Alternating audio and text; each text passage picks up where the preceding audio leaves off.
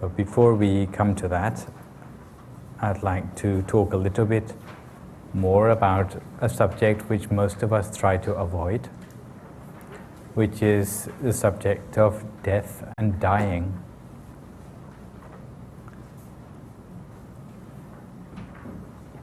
If you think about the questions which many people find give them a feeling of meaning in life, then you meet up with questions like, who am I, where have I come from, and where am I going?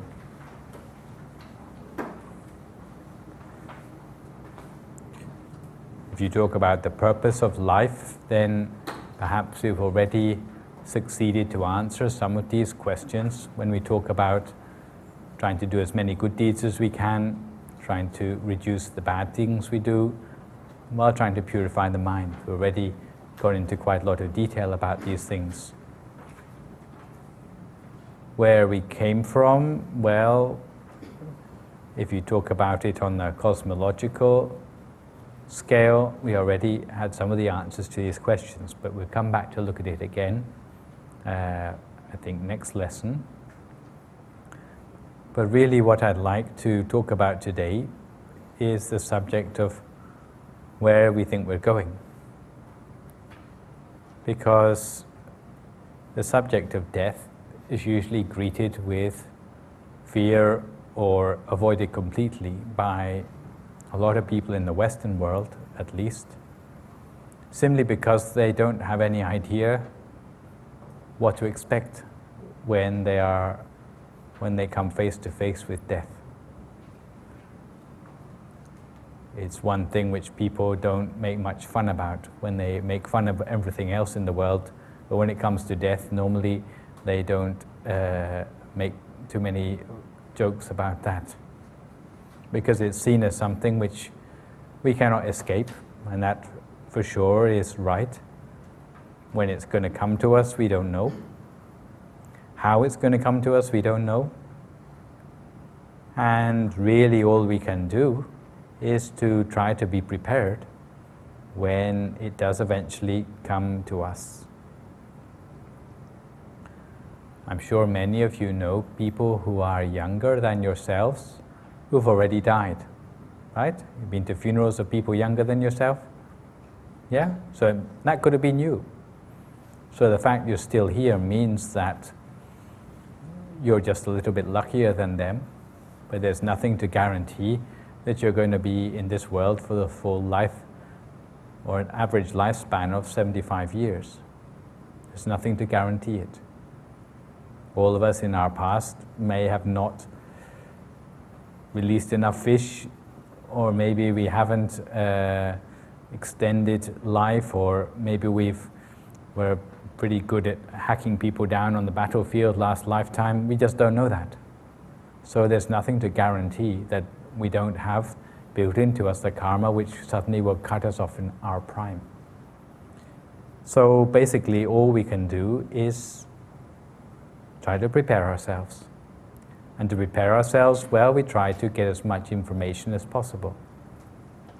Unfortunately, if we try to be scientific about it, when it comes to the subject of death, it tends to be one of those things that scientists put on the shelf as a subject which you just don't take seriously. But the reason why scientists don't take it seriously is because it's very hard to collect information about it. It's not something where you can do experiments very conveniently. There was some film, of course, where there were medical students who tried dying for a few moments to see what it was like. But basically the nature of the information which we have comes from rather similar circumstances. And although we don't have much from science, but one thing which we do have is a lot of experience which has been built up over the years from people who nearly died. In the old days, if you got a serious illness, even though the doctor would try their best to save you, normally they wouldn't be greeted with very much success. For example, if you had a heart attack, then all they could do is try to beat you on the chest with their hands, and that's about it. If you didn't come round from being beaten on the chest with their bare hands, then usually that's it for you. But nowadays they've got electric paddles which they can give you a cardiac shock every time that your heart stops beating. And a lot of people in America especially who are at the doors of death are brought back to life again by the new technologies available to the doctors. Normally, scientifically speaking, a person who's dead, like their brain is not working, their mind is not functioning, and therefore, from the moment they lose consciousness to the time they wake up, they shouldn't have any new knowledge or information in their mind. But it turns out that this is not true at all. A lot of the people who come back to life have a lot to tell about the experiences which happened to them in the time when they were, in exclamation marks, dead. It turns out that their mind was not at all dead, but it was registering a lot of information. And it's not information which is nonsense or incoherent. It was very clear, and as there are many people who have had similar experiences, it's very easy for scientists to classify the experience they had into groupings. If it were just a few people, then maybe we could dismiss this as just random or just a fluke. But it turns out from a Gallup poll in 1982 in America, one country alone, as many as 8 million adults had this sort of experience. And that number is growing. So coherent experiences by people who are dead. And they can come back and they can talk about it. And what is very significant is that some of their experiences are so vivid that they change to be a completely different personality as a result of it. From people who originally were very skeptical about everything religious or whether there would be an afterlife at all, they turn into very pious churchgoers or whatever as a result of their experience. So the experiences were not just, what would you call it, interference in the brain cells as they were undergoing surgery, but it was so strong an experience and so vivid that it actually changes their life to be a person who has more focus in life than they ever had before. So this must mean that there's something very strong about these experiences, something which is very significant about them. Well, to talk a little bit about these near-death experiences, in fact, there are three different groupings. Three different groupings which you can make about the experiences which have had. There was one person, first of all, I take an example. When they stopped breathing, suddenly all the pain in their body stopped. And then they saw like a tunnel of light in front of them. And they started to follow this tunnel of light towards what they sensed was a being or many beings which were friendly and were welcoming them. Many talked about seeing the faces of relatives of theirs who had died before them, coming to welcome them into a place which they wanted to go to. And at a certain point, they knew that if they made a decision to go there, they would not return anymore. But for some reason, maybe because of some worry about children who they were not looking after, or because of some intervention by the doctor, they find themselves back in their human body and conscious again. Okay. Second group was not so lucky. When they died, they found themselves in a place which was hot. They found themselves in a place which was they found it hard to breathe, and around them were beings in pain or undergoing various forms of suffering. And they felt frightened, they felt lonely, they felt they didn't want to be there. And they were very glad when eventually they were able to get back out of that situation and come back to their awareness again in their human body. Third group, somewhere in between, is the sort of person who suddenly finds that they are outside their human body and looking down on themselves on something like the operating table. So they see hundreds of doctors, or not hundreds, a few doctors all around their body trying to give them first aid, trying to give them life support, and they're floating around as if the doctors are unable to see them. And they notice many details of things in the room which maybe even the doctors didn't know. There's one lady said she saw all the dust on the top of the cabinets in the operating theatre, and she thought, someone's going to get it for this. You know, in operating theatre it's supposed to be hygienic. And then suddenly when the doctors pressed the right button or hit the right nerve, she was back in her body and feeling pain as before. So there are three groups of experiences. But as I say, these have been classified from as many as 8 million different people. Okay. Of course, the different people have different religious interpretations of their experiences. But if you don't take them in terms of the religious symbology, but you take it in terms of what they actually saw, then you can classify down into three different groups. There seems to be something human rather than something which is belonging to any particular religion.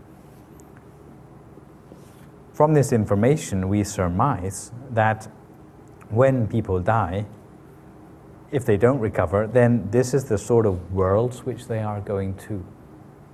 So if they don't have the good luck to come back and talk about it, then this is where they're off to. It's not that death is the end of the story. So this process of dying, where a person suddenly doesn't feel any more pain anymore, their body goes limp, their heart stops beating, they stop breathing anymore, they lose the use of the senses, they're unable to see, feel, or hear anything anymore. And then something strange happens. It's like the whole of their life runs before their eyes. Have you heard of that before? All of the events of their life passes before them. And it doesn't just pass before them, but they also are left with a feeling, like an average feeling about those events in their life, whether they feel proud of the things they have done or whether they feel disappointed or regret or feel guilt at the things which they are done. And this feeling adds up in the mind. Maybe it's a mixture of good and bad things which that person has done in their life. When they see the good things, they feel good. When they see the bad things, they feel guilt. So within their mind, these last few moments of their life are like alternation sometimes between the good and bad things which they've done. Until eventually they come to the last frame of their life, or the last moment of their life they can remember, and that's the feeling which stays with the mind as they die. So this is the origin of what I said in an earlier lecture about why the karma of the last thing on your mind when you die is so important, because it's the guiding feeling which is going to lead you out of this physical body which you leave behind towards a new existence. Within our body, the mind is linked to the body by the seventh base of the mind. And when you actually die, the astral body or the soul or the dream body takes with it all of your other dimensions of the being and breaks free of the seventh base of the mind. You've all seen the image of seven bases of the mind, right? For people normally, this being, this soul or this astral body breaks free of the 7th base of the mind, moves down to the 6th, and then will gradually come 5, 4, 3, 2, 1, and out through the nostril to look for a new rebirth. Okay? And from there on, it depends on what is the guiding karma which is affecting your quality of mind. This is where mind becomes more important than your bodily condition, because the body doesn't have anything to do with it anymore. If you are enlightened, you don't leave the body via the 7 bases, but you leave via the center of the body. Okay, I just take that as information anyway. And of course, all the karma of your life adds up to give you the average, which is your average score, which is leading you to see what this examination at death is what class it's going to put you in for the next year, or what realm it's going to put you in for the next lifetime of yours, given that you haven't come to the end of rebirth. Okay? So far so good? Last time we talked about states of mind and how they can eventually add up to states of existence, and this is when it matters.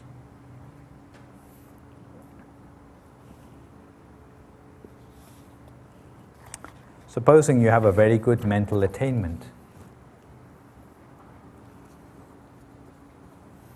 If you've only got